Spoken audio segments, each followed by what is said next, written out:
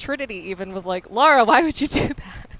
I mean, who among us could say no to, you know, an ancient dagger? Yeah. You know, she has the best intentions.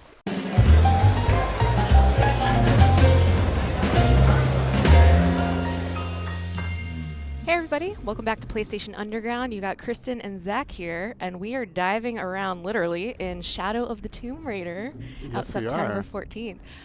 So I was so excited to play this game because this is the first time in a long time that Lara has been able to swim in a Tomb Raider game. I remember in the classics it was always a huge deal, her diving into a tomb, going around, but look at this underwater traversal right now. Yeah, this looks awesome. We saw, so this was your second time playing the game, right? Second time, yes. So I got to play a good stretch of it, about 3-ish hours, I would say, this time. Okay. Get a little bit into the game, and Lara is definitely a Tomb Raider at this point. Like she knows what she's doing. She is surviving, and she's just like a predator hunting down Trinity right now, trying to continue to save the world. Gotcha. So in the last time we saw this game, there were some terrible incidents that had happened, right? With Lara perhaps inadvertently triggering the apocalypse. Yes. Right? So Lara has been sort of on the hunt for this organization Trinity. By actually taking that artifact before Trinity, she inadvertently started a Maya apocalypse. Oops. Whoops, indeed. Trinity even was like, Lara, why would you do that?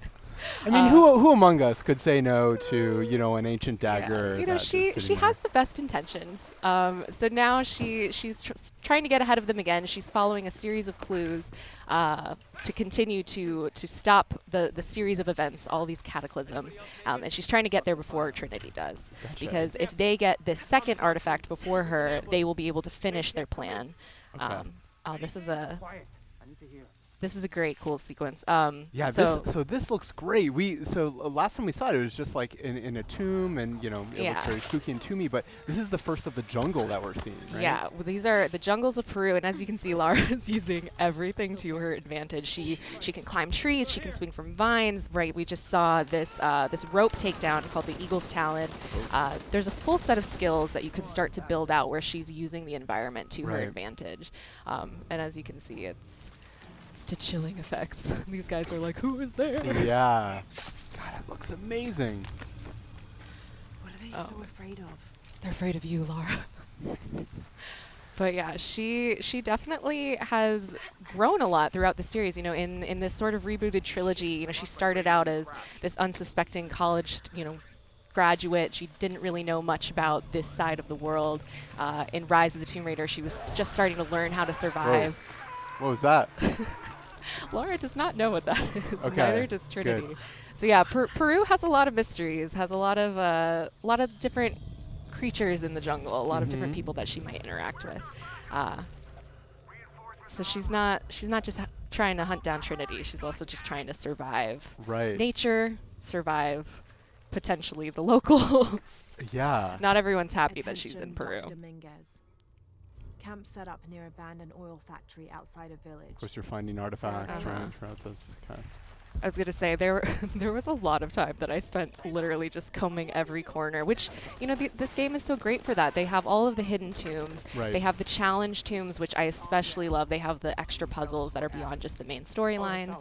But then we have these great combat sequences of just like trying to be stealthy as possible, using her survival instinct. So that's what's happening when you see them ending up getting highlighted. You can see the red enemies. People can see them if you take them down. The yellow ones are out of their field of vision. So you sort of want to take your time, wait it out. So if I took down the red guy, someone else would would see alert that. exactly. I see. But nobody notices this. Right, and that's just based on kind of their enemy's vision cones. Yes. I would presume. Okay, cool. Yeah, and this is cool. This reminds me of something we were talking about just before we started taking a look at this footage here that you captured.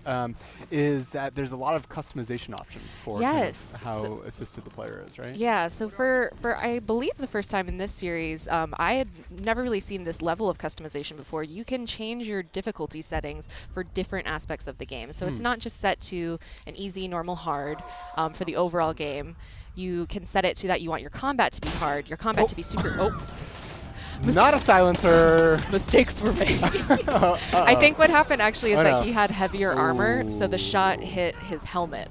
So you also have to take into account what level of armor people have and like what will affect Fascinating. them. So yeah, so you can change the puzzles, traversal, and combat to be differing levels of difficulty. So if you're super into the puzzles, you don't want any help, any hints, you can set that to hard. But maybe if you're not as good as exploring and you kind of need to know specifically where to go, you could set that to easy. It definitely sort of opens up a level of how intense do you want to play, what type of adventure do you want Lara to be, and yeah, it really can make the experience very unique. Fascinating. It's a really cool approach. Obviously, everyone likes different parts of games, right? And a game like Tomb Raider is combining all these different elements. So that's a really smart approach. See that you are taking them down again. following in your footsteps. I was like, let's try this one again. So is that, do you try, like, obviously stealth is supported here and throughout the Tomb Raider games. But, you could totally go in guns blazing. Right? Yeah. Yeah. Although, so what's happening here is, for the jungle, you can cover yourself in mud. Oh, what? So that's what Laura just did. She found a pool of mud. She just covered herself in it. It's now going to help her be a little bit harder to see. So if she were to jump in front of that guy, it might take him a little bit longer to notice her there. Oh, wow. That is really cool. It reminds me perhaps of some classic PS3 games involving eating snakes.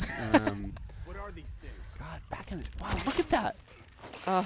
I loved this rope mechanic. I can see. I was like, let me climb into every tree to take these guys down. It's a very showy, it reveals a very confident side of Lara. These involve. And I mean that's what she is at this point. She's not afraid of Trinity. She knows what she has to do. She knows that she has to get there before they do, or literally people will die. Right. So this is another moment of these guys are heavily armored. How am I going to do this? They can all see each other. Perhaps that bottle. Perhaps these bottles are helpful. Be of assistance. It is almost over. But of course, you don't have to be stealthy if you don't want to. Right. But that's definitely how I play these games. I try and use the bow and arrow as much as possible. Oop. Yeah. Nice. God. And they saw me. Uh-oh. Nice. Run. So you also, of course, you can heal yourself, but there is another perception meter that you can set for yourself that by taking in certain herbs or eating certain berries, it will open up your perception to your predators. So I didn't use it, ended up using it here, but when you're hunting animals, if you're fighting animals, if you just eat some of that really quick, it can sort of heighten your senses, and you'll be a little bit more aware of what is stalking you. Gotcha. Right. Hunting and kind of crafting upgrades, of course, a big part of the previous games would presume that's also in here. Exactly. Since we are in the jungle. So we're just seeing kind of a brief selection of everything that you played, but you played the game for 4 hours, right? I did, yeah. And Lara definitely is going on a journey. She's with her friend Jonah. This is a different section of the game. We're going to see a short little cinematic here of one of the other predators that Lara will end up running into. But Lara's with her friend Jonah. They're both working to stop Trinity. Jonah. Oh my God. That's not good. Lara's like, oh no. Yeah. Uh-oh. Jaguars of Peru. Speaking of predators. I was going to say, this is, in the previous 2 games, Lara would frequently come into contact with packs of wolves. She's sort of used to fighting really quickly, but, jaguars are very quick, very agile. It's going to take a different skill set to fight them. Interesting. So she's gonna have to take that on. So right now she's currently trying to find Jonah again. Their plane might have gone down. Whoa. So they've been briefly separated, but Jonah has sort of been this ally and friend to Lara throughout the series. He's an adventurer like her. He's always been a supportive character, and especially in this game, when Lara is in the mindset of go, I have to stop Trinity, I have to do anything to make sure I save the world. Jonah's sort of being like, let's stop, let's take a deep breath and consider our options while we go into this. Are people getting hurt along the way? Was there a better way we could have done this? Should you maybe not have grabbed that artifact that potentially started this apocalypse? Right. So she's sort of starting to have to rethink about the consequences of her actions. And while she does have good intentions, is it better to maybe go about it in a different way? Huh. That's really cool. I'm glad that they're exploring that angle of Lara's story, because obviously we see her evolving quite a bit from the earlier part of the trilogy, as far as kind of like how she's interacting with enemies and how she's traversing the world. But to see her also maybe starting to at least consider taking steps on kind of an intellectual level or an empathetic level is really compelling, because obviously, like, there can be, Lara does a lot of good, but there can also be byproducts of stealing artifacts. Yep. So this is one of those Jaguar encounters. So what ends up happening here is it's usually in a space that isn't just part of the regular environment. So you sort of have to take a look around. So in this one, there wasn't really any trees that I could climb, but there was another encounter later on where it strongly encouraged you to use trees. Okay. The Jaguar is absolutely going to move in and out and sort of stalk you and come out and surprise you. So you really have to be paying attention, listening for what direction it's going to come from. If you have those perception berries to eat, you could potentially use those. But So how many encounters with Jaguars did you have? I ended up having 2. Okay. And they so it seems like those are kind of like those are distinct from, even though you kind of met them in kind of the not, it's obviously not an open world game, but kind of like in kind of the explorable spaces that the actual combat takes place in a distinct area. Got it. Nailed them. Man. All right. Well, Shadow of the Tomb Raider is going to be coming to PS4 on September 14th. I'm so excited. I can't wait to continue on Lara's journey. Me neither. Thanks for showing me this. Thank you, Zach. Not much longer to wait. I know. All right. We'll see you next time on PlayStation Underground. See ya.